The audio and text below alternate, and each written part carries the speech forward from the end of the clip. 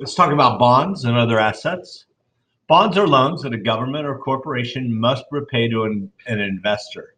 Bonds usually pay a fixed amount of interest at regular intervals for a set amount of time.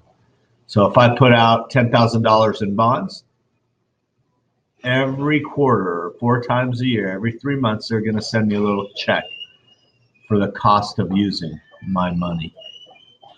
At the end of the period, however long that bond lasts, and you know how long it'll last before you go into it, they pay you what you put in, par value or the original amount.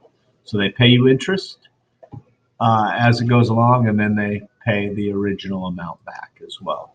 Investors like bonds because they're good investments, usually have very low risk. Because of the low risk, the returns are often less than those of other investments. Issuers like bonds because once the bond is sold, the interest rate, whatever that bond was sold for, will not go up or down. It's a set amount. We'll know exactly how much they're on the hook for every 3 months. But the issuers, the people who sold the bonds, also have to pay that interest and repay the principal when it's due, even if things have gone bad. There are several types of bonds. Saving bonds are issued by the U.S. government. Treasury bonds are used by the Treasury Department. And you have state and local governments and municipalities that also issue bonds. School districts issue bonds. We issued a series of bonds to build some new schools here in Lake Travis. Interest on government-issued bonds are exempt from certain taxes. That means if I buy $100,000 of bonds and I get a 3% return, okay, that means I'm going to get $3,000 a year. That's tax-free.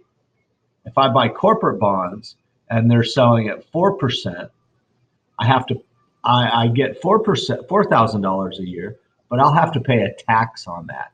And if my tax is over 25%, then I'm going to make less than I would have if I would have bought the tax-free bond.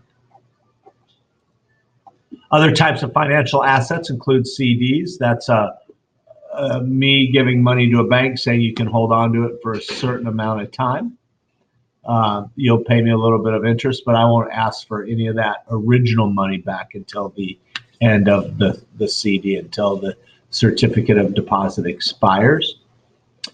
Markets for financial assets are often classified according to the length of time for which money is lent.